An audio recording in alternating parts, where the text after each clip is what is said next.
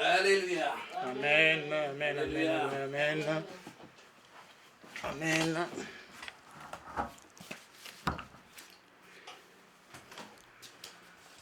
La parole de Dieu ne changera pas.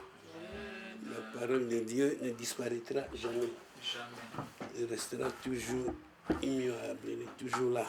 Amen. Amen. Amen. Amen, amen, amen, amen, amen, Bon. amen. Nous allons continuer. Aujourd'hui, je ne sais pas si je dois parler de l'enseignement ou d'un message. Vous comprendrez vous-même. Amen. C'est l'enseignement ou c'est le message. Bon, les deux. Amen. En même temps. 1 Corinthiens 13, 1, 3. 1 Corinthiens 13, 1, 3. Nous allons parler d'un sentiment très important. Dieu nous a vraiment conduits à parler de ce sentiment qui est très important pour le chrétien. Bien qu'on n'en parle pas beaucoup, pas trop souvent, mais quand même.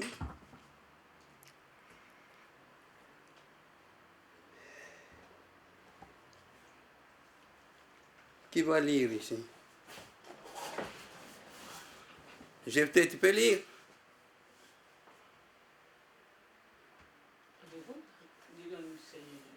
Le nom du Seigneur. Amen. Amen. Quand je parlerai les langues des hommes et des anges, Hein? si je n'ai pas la charité, Pardon. Ici, on a écrit charité. Charité, oui. Changez ça, mettez l'amour. Amen. C'est un peu la même chose. Amen, amen, amen. Dans certaines Bibles, on parle de la charité, dans d'autres, on parle de l'amour. De l'amour. Mais vous parlez plus de l'amour. Amen. Allez-y, continuez, mon fils.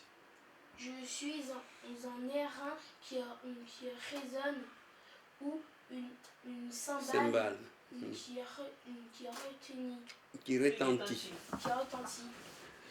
Et quand j'aurai le don de prophétie, la science de tous les mystères et toute la connaissance, quand j'aurai même toute la foi jusqu'à transporter des montagnes. Si je n'ai pas la charité, je ne suis rien. Et quand je distribuerai tous mes biens pour la nourriture des pauvres, quand je livrerai même mon corps pour être brûlé, si je n'ai pas la charité, cela ne me sert à rien. Alléluia. Amen, amen. Alléluia. Amen. Mes frères et sœurs en Christ, de temps en temps, souvent même, on se plaint, ah, je n'ai pas ceci, je n'ai pas cela, je manque beaucoup de choses, et on n'est pas à l'aise, on n'est pas tranquille. Mais l'apôtre Paul ici, dans sa deuxième livre, c'est le premier. C'est le premier. Dans son premier livre aux Corinthiens, première lettre aux Corinthiens, il ne parle pas de n'importe quoi, il parle d'un sentiment important.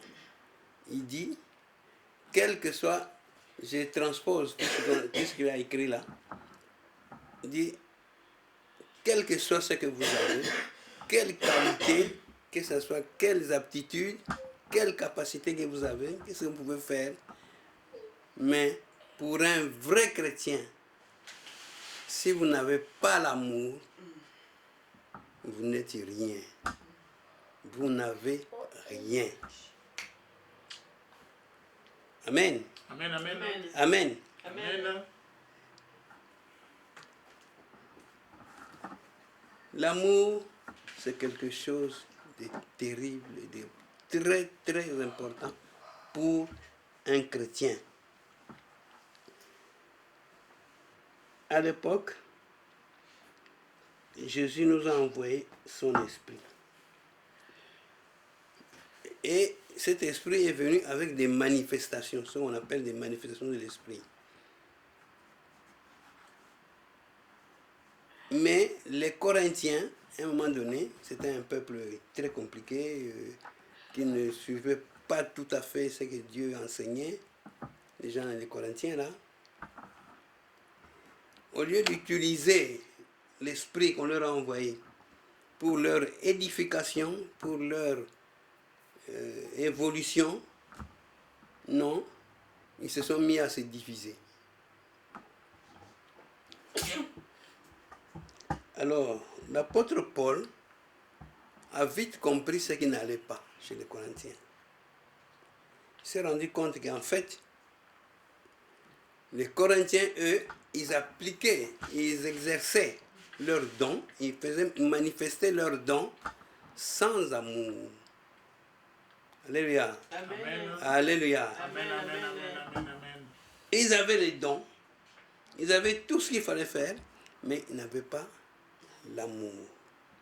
C'est ainsi que dans ce premier livre, première lettre aux Corinthiens, au chapitre 12, l'apôtre Paul a expliqué c'est quoi les dons exercés ou appliqués sans l'amour.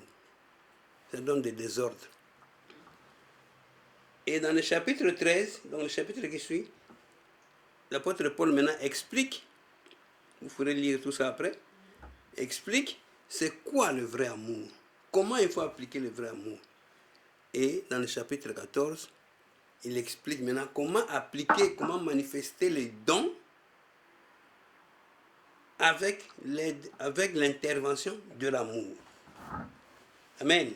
Amen. Amen. Amen. Et à travers donc, Paul, l'apôtre, Dieu est en train de nous expliquer comment manifester les dons, comment présenter les dons avec l'amour. L'amour est très, très, très important. Si vous n'avez pas d'amour, le reste ne sert à rien. Vous n'êtes rien. Comme on dit, comme on a lu ici, vous êtes un airain. Un airain, c'était un instrument qu'on travaillait et qui faisait beaucoup de bruit si vous tapez dessus. C'est comme un tonneau vide. Voilà. Quand vous tapez sur un tonneau vide, ça fait beaucoup de bruit. Parce qu'il n'y a rien dedans. L'amour est très important. C'est comme ça que l'apôtre Paul dit, toujours dans ce chapitre 12, là, au verset 31, il dit, je vous parle de dons. Il faut appliquer les meilleurs dons. Mais je vous présente encore autre chose. Autre chose de plus excellent, de meilleur. Cette chose-là, c'est quoi? C'est l'amour. Amen. Amen. Amen. Amen. Amen. Donc, il dit, voyez encore, je vous présente encore une voie par excellence. Cette voie par excellence, c'est quoi? C'est l'amour. L'amour, il termine le dernier chapitre 14. Il termine ça en disant, recherchez toujours l'amour. Amen. Amen. Donc cette voie par excellence, cette approche par excellence, le chemin là, le plus important, c'est l'amour. Vous savez que quand nous nous comportons, quand nous sommes avec des gens, nous devons toujours avoir l'amour avec nous. Sans amour, vous êtes à côté, vous êtes ailleurs, vous faites n'importe quoi. Alléluia. Amen. Alléluia. Amen. Dans Galates 5, 22, on nous explique ce qu'on appelle les esprits, le fruit de l'esprit. Il y en a 9. Les dons aussi, il y en a 9.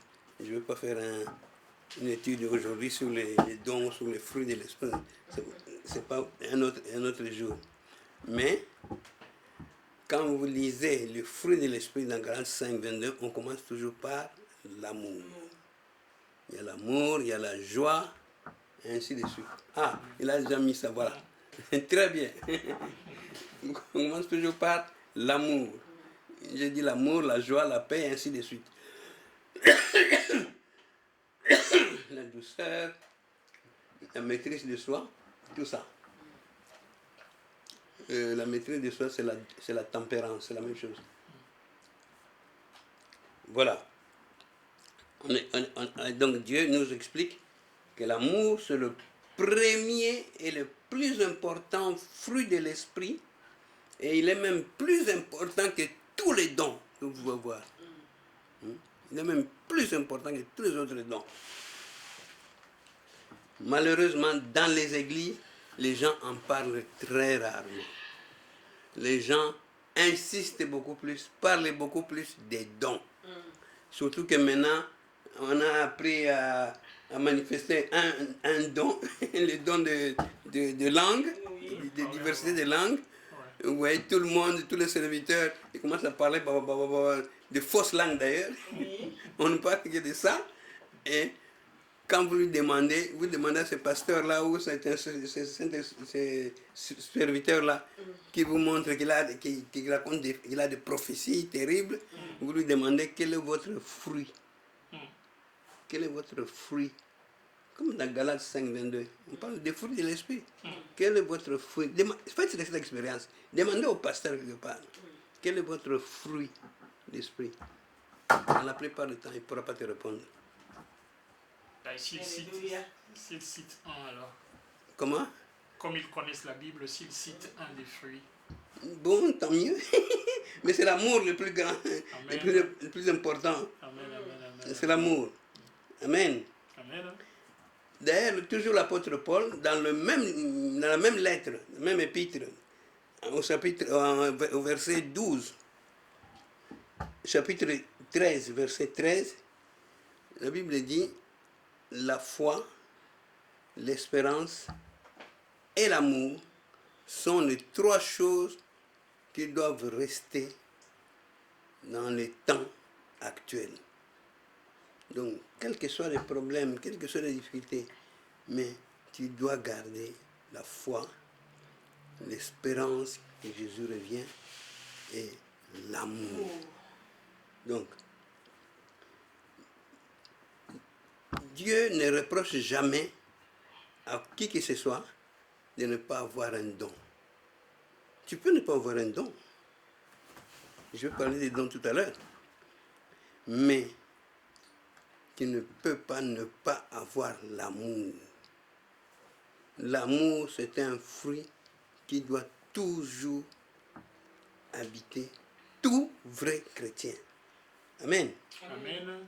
Tout vrai chrétien doit avoir l'amour. Il doit avoir la foi. Il doit avoir l'espérance.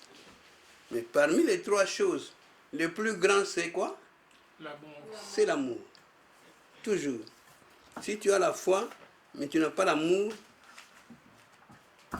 ta foi là ne te sert à rien. Tu seras une foi morte. Alléluia. Amen. Alléluia. Amen, amen, amen. Le don, par exemple, ça vient le mot don vient du grec charisma. C'est un cadeau. C'est une faveur. C'est un cadeau, c'est une grâce de Dieu Amen. Amen. que Dieu nous donne dans sa souveraineté. Pas par mérite de l'autre part, il n'y a aucun mérite. C'est Dieu lui-même Amen. qui nous offre le don. Mais beaucoup de gens confondent les choses. Ne pensez pas que le don, si vous avez un don, vous connaissez un don, vous avez un ou deux ou trois dons, vous êtes devenu terrible. Vous devenez un chrétien particulier. Ce n'est pas vrai. Ce n'est pas vrai. Vous pouvez avoir n'importe quel don, et puis vous irez en enfer avec votre don là. Ah oui. Par exemple, si vous avez votre don, vous n'avez pas d'amour, votre don là ne vous sert à rien. Amen. Alléluia. Amen. C'est pour vous enorgueillir, c'est tout. Oui. Mais vous n'évoluez pas. Je ne dis pas que le don ne sert à rien. Je ne dis pas que le don doit disparaître, on doit laisser tomber le don. Non, je ne dis pas ça. Mais Dieu nous dit, vous ne pouvez pas exercer des dons sans amour. C'est ça que Dieu veut dire ici. Pour exercer très bien l'amour, il faut l'exercer avec l'amour. C'est comme ça que les Corinthiens, eux, ils s'en foutaient de l'amour. C'est comme ça qu'il y a eu beaucoup de divisions à Corinthe. Amen. Amen, amen, amen, Amen. Amen. Amen.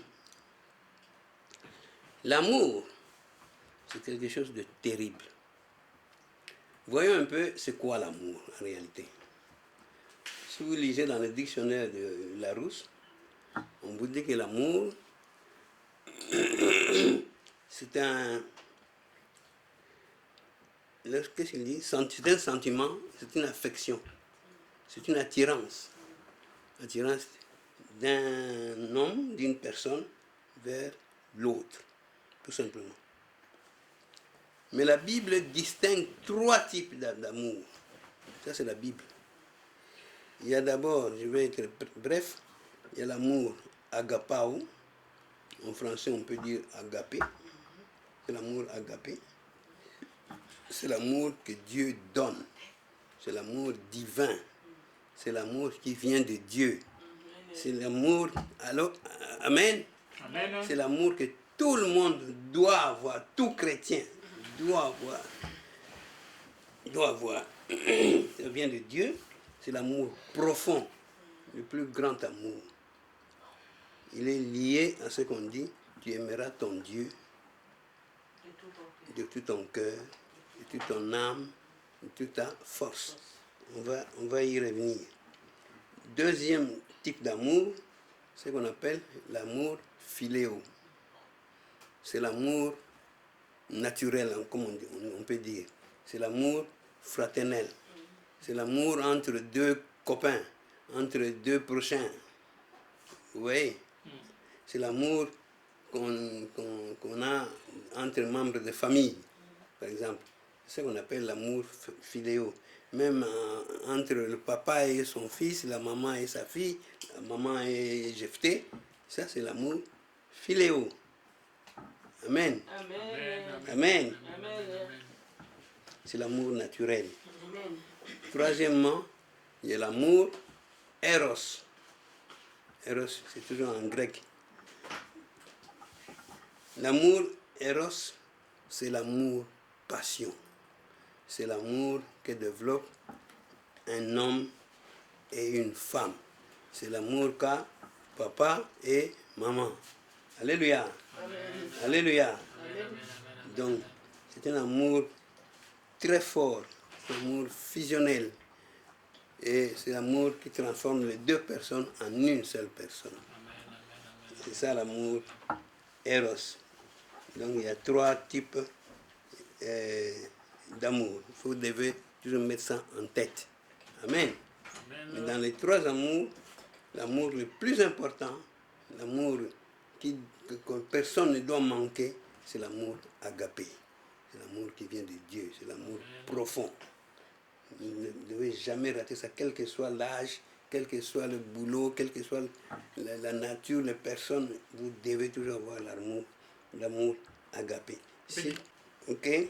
Donc, voilà l'amour Eros, comme on a dit, c'est l'amour naturel, c'est l'amour humain, entre 2 copains, 2 amis, entre les membres de famille. Voilà.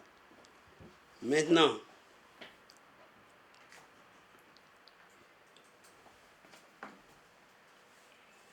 vous devez savoir que, toujours parlant de l'amour, un jour, je vais lire une histoire dans Matthieu 22, 36, 40. Mettez Matthieu 22, 36, 40. Un pharisien a posé une fois la question à Jésus. Il lui a demandé quel est le plus grand commandement dans la loi divine. Vous devez avoir entendu tout ça. Entendu ça. Et Jésus-Christ lui a répondu, tu aimeras le Seigneur ton Dieu de tout ton cœur, de toute ton âme et de toute ta pensée. Amen. Amen. Amen. C'est le plus grand commandement de toute la Bible, toute la parole de Dieu. Il y a un deuxième commandement qui directement le suit, où il dit, tu aimeras ton prochain comme toi-même. Alléluia. Amen. Alléluia. Amen, amen, amen. Mais si tu aimeras ton prochain comme toi-même, donc tu t'aimes toi-même, Amen. tu dois t'aimer comme l'autre. Amen. En ce moment-là, tu ne peux pas faire du tort à l'autre. Alléluia. Amen. On se comprend. Amen, amen, amen, amen. Donc, les deux commandements-là résument, synthétisent toute la parole, toute la Bible. Ça synthétise un peu. C'est le résumé un peu de la Bible. Parce qu'avec l'amour, nous permet de ne pas faire n'importe quoi. Avec l'amour. Il faut toujours être affilié, attiré par l'autre. Il faut toujours avoir des bons rapports avec tout le monde, grâce et par l'amour. Amen. Amen. Amen, amen, Amen. amen, amen, amen.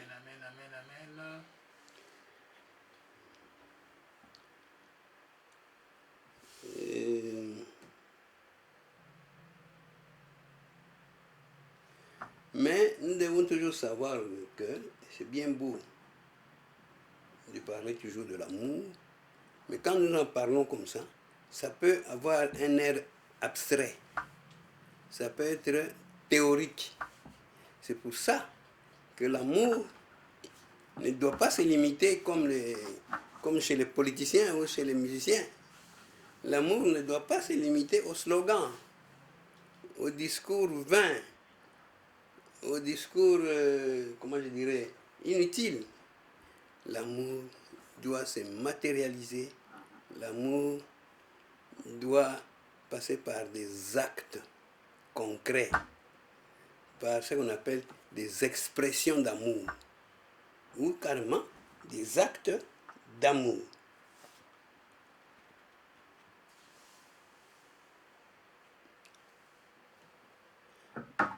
Dans la Bible, nous... certaines choses... Les actes d'amour. Quand vous saluez quelqu'un, vous posez un acte d'amour. Quand vous demandez pardon, vous posez un acte d'amour. Quand vous dites merci, c'est pourquoi il faut savoir toujours dire merci. Quand vous dites merci, vous présentez, vous exprimez une expression d'amour. Parce qu'il y a des gens dans la vie qui ne saluent pas les autres. Même des pasteurs, hein, qui ne saluent pas régulièrement les gens. Il y a des gens qui ne savent pas dire merci. J'ai vu un jour dans un bus, une histoire que j'ai vécue dans le bus, ici à Paris. Il y avait une maman, une noire, une africaine, avec son enfant qui avait plus ou moins 10 11 ans, 12 ans. Et la maman est passée brutalement devant l'enfant, il a cogné un peu. Alors l'enfant s'est retourné. Oh. Et tu ne dis même pas pardon.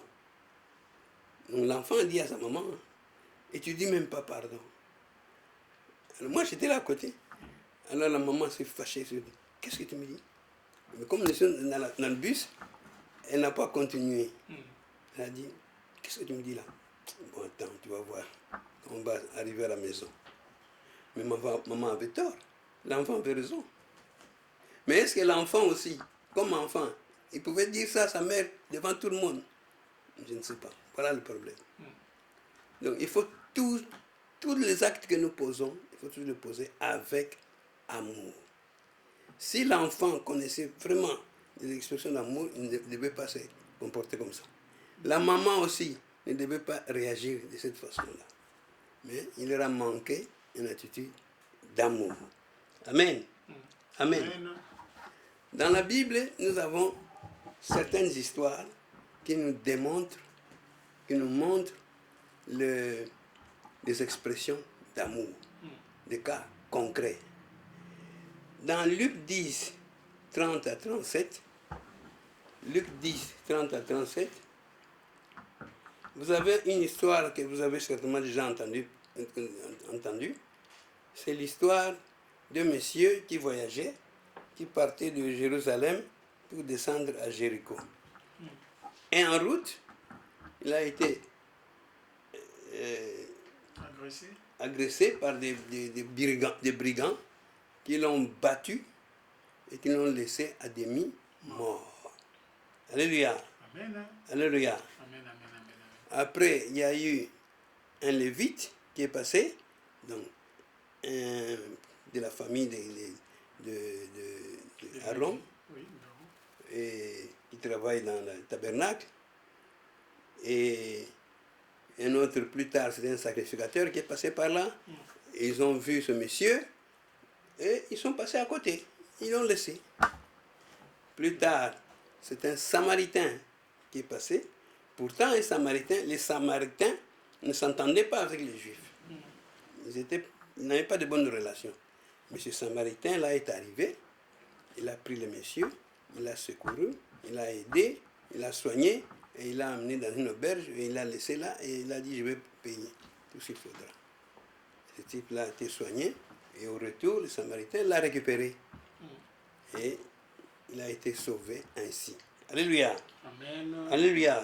Amen, amen, Donc, amen. Samaritain, malgré qu'ils ne s'entendent pas entre les tribus, entre peuples, mais il a sauvé ces messieurs-là. Il a montré, il a manifesté une grande expression d'amour. Dans Luc 15, 11, 24, Luc 15, 11, 24, je ne sais pas si c'est ça. Vous connaissez tous l'histoire de l'enfant prodigue. Cet enfant, il s'est rebellé vis-à-vis de son père, il a demandé sa part d'héritage. Ça commence à 11, non? 11, 24, je crois, Luc 15, je crois. Il a pris sa part d'héritage, son père lui a donné, et il est parti. Et là, il a fait des bêtises avec son argent, et il a tout perdu. Il n'avait plus rien. Il a commencé à manger même comment on appelle ça? La nourriture de cochon. Oui. Finalement, il n'avait plus rien.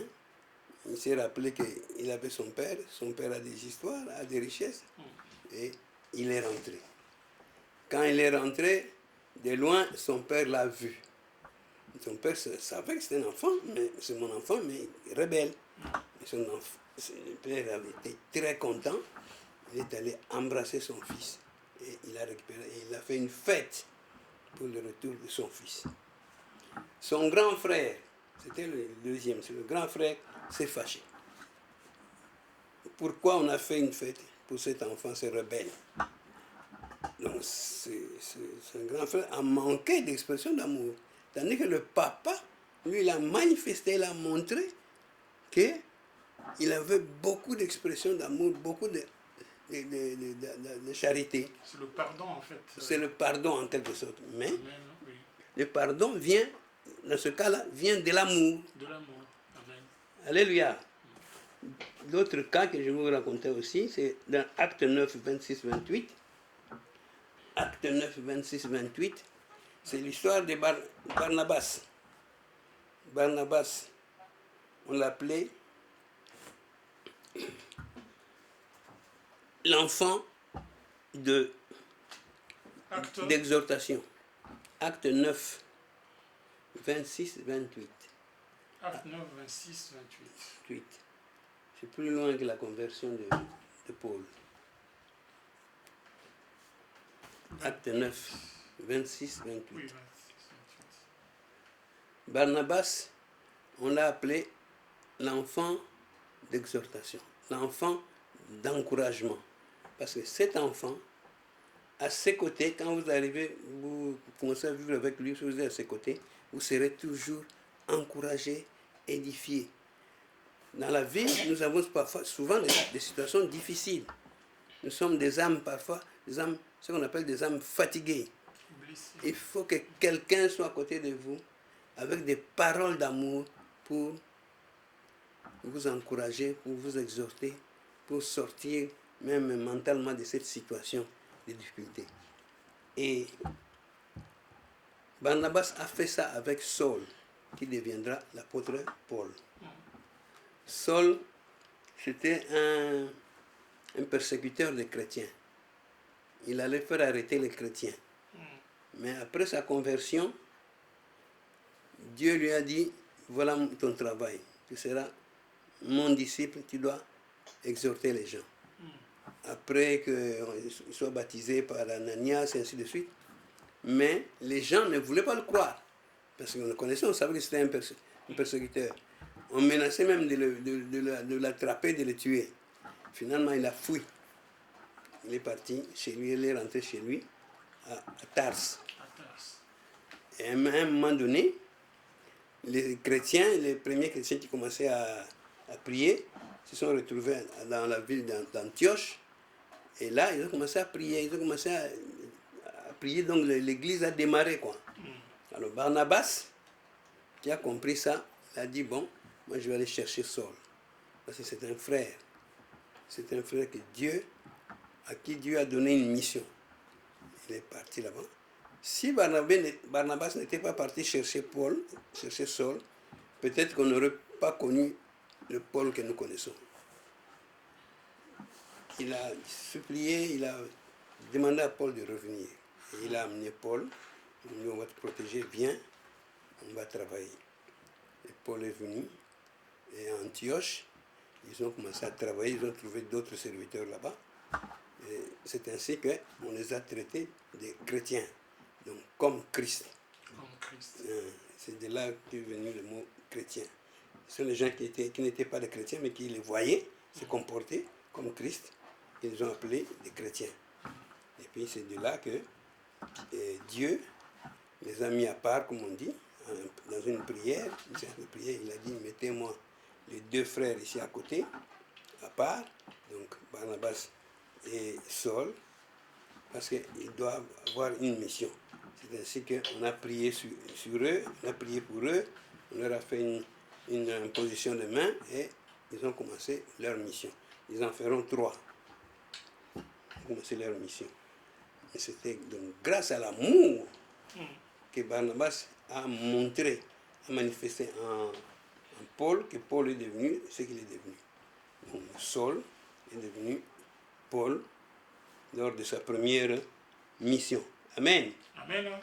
Amen, amen, amen, amen, amen. Quand vous connaissez un sentiment, mais pour bien connaître les sentiments, il faut aussi connaître les sentiments opposés, les sentiments contraires. Parce que chaque sentiment a toujours son contraire, son ou ses contraires. C'est comme ça que l'amour a aussi ses opposants, ses sentiments opposés.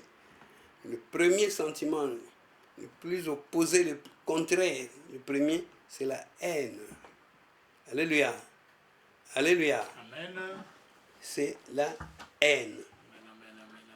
La haine est très dangereuse. Très dangereuse.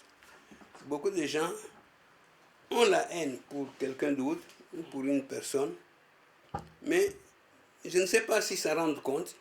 Apparemment, ils ne s'en rendent pas compte. Mais ils manifestent vraiment dans le concret, dans le vif du sujet, leur haine vis-à-vis d'autres personnes. La haine est dangereuse parce qu'elle va conduire vers la rancune. Vous voyez, à partir de la haine, vous arrivez à la rancune. Et la rancune peut vous conduire à la vengeance. Alors Dieu dit dans la Bible, la vengeance c'est pour moi. Quelles que soient les situations, quels que soient les problèmes, laissez-moi la vengeance. Si vous voulez vous venger, pensez toujours à Dieu. Dieu a dit la vengeance c'est pour lui.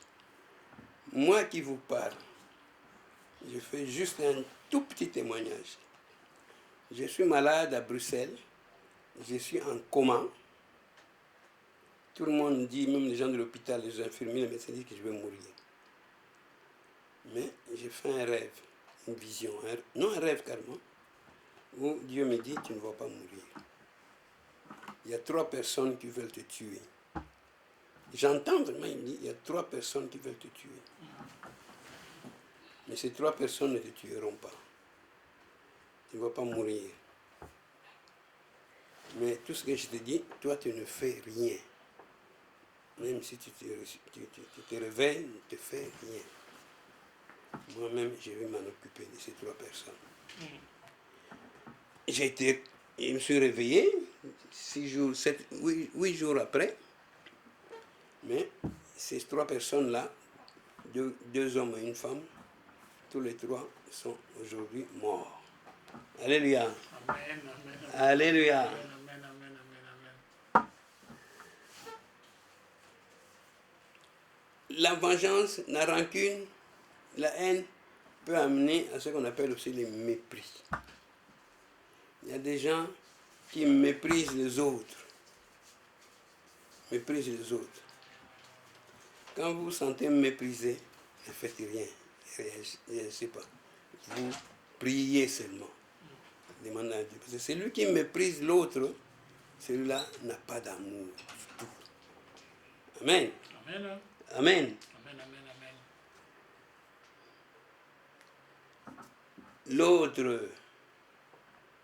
L'autre sentiment opposé, le dernier dont je parlais, c'est l'hypocrisie. L'hypocrisie. Maman Clara, tu connais bien l'hypocrisie? Ouais, je crois. Hein? Je crois. Tu crois? Tu crois? Pourtant, beaucoup de gens ne connaissent pas ce que c'est que l'hypocrisie. Oh, c'est un sentiment très dangereux, très mauvais. Amen. Il y a un pasteur qui a prêché une fois quelque part. Il a dit, moi, je n'ai jamais eu peur des sorciers. Je peux vivre avec un sorcier. Je peux prendre un sorcier que je connais, bien sûr. Je l'amène dans ma maison, on peut dormir dans la même chambre avec ce sorcier-là. Parce que je le connais. Mais, je ne peux pas faire ça avec l'hypocrite. Vous comprenez? L'hypocrite est plus dangereux que le sorcier. Amen, amen, amen, amen. Alléluia. Amen, Alléluia. amen. Ouais, Clara, tu vois, l'hypocrite, aujourd'hui, il est blanc. Il est très bien avec vous. Le lendemain, il est noir. Le surlendemain, il devient rouge. Après, il devient gris. L'hypocrite est changeant. Il a la perfidie, comme on dit. Il a la sournoiserie. Vous voyez? Il n'a pas une position fixe. Tout dépend de son intérêt. C'est ça l'hypocrite. Et des gens comme les politiciens, ce sont des grands hypocrites. Amen, amen, Alléluia. Alléluia. amen. Il faut faire très attention. Mais bien aimés, nous sommes des vrais chrétiens. Nous avons tous un même Père, Amen. Dieu le Tout-Puissant. Nous sommes tous les enfants de Dieu. Nous sommes tous dans l'Église universelle. Et nous avons toutes les raisons d'avoir l'amour. Surtout l'amour agapao. De vivre avec cet amour-là. L'amour, c'est le gage de l'unité. Là où il n'y a pas d'amour, il n'y a pas d'unité. Là où il n'y a pas d'amour, il n'y a pas de paix. Parce que chacun va regarder de son côté, dans son sens propre. Alors que l'amour doit chercher toujours à nous unir, et à nous apaiser. L'amour apaise toujours les gens et on est dans la paix. Amen. Rien n'est plus grand que l'amour. Rien. Parce que Dieu lui-même est amour. Alléluia. Amen. Que Dieu vous bénisse. Amen, amen, amen, amen, amen. Papa, il dit, je voulais remonter sur le plus grand commandement. Oui. 36, 22, 36, 40, c'est ça? Amen. Oui. Lors d'un enseignement, vous nous disiez, Oui. il n'y a jamais de contradiction dans la parole de Dieu. Non. Si tu ressens ou tu sembles constater une contradiction, c'est que tu as mal compris le verset. Ou un des deux. Donc tu as compris. Quand il y a une contradiction, c'est qu'il y a deux versets. Voilà. Il y a l'un des deux qui ne comprend pas. Un de deux. Ou les deux. Voilà. Ouais. Donc je voulais revenir sur le plus grand commandement. Oui. Aimer d'abord Dieu et nous avons prolongé jusqu'au 37e, 38e là où il est dit, le second qui lui est semblable. Semblable. Cette fois-ci, c'est Tu aimeras ton prochain. d'aimer son prochain. Alors, je voudrais savoir, parmi les deux, peut-on aimer Dieu sans aimer son prochain?